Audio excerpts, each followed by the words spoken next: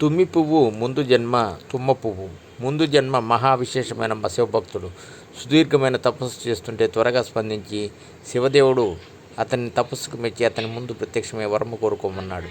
శివదర్శనంతో ఆది అంతాలు తెలియని భక్తుడు, స్వామి ఎల్లప్పుడూ నీ పాదాలు నా నెత్తిపై ఉండాలి అని కోరబోయి, నా పాదాలు నీ తలపై ఉండాలని కోరుకుంటాడు.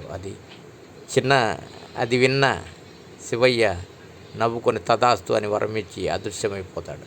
ఆ భక్తుడే మరు జన్మంలో తుమ్మి పూల చెట్టుగా ఆవిర్భవిస్తాడు. ఆ పూలే పాదాకృతిలో ఉంటాయి. అవే పరమశివుడికి ప్రియము.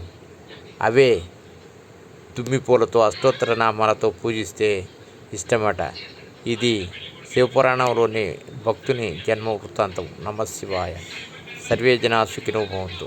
ఓం నమఃశివాయ. ఓం నమఃశివాయ.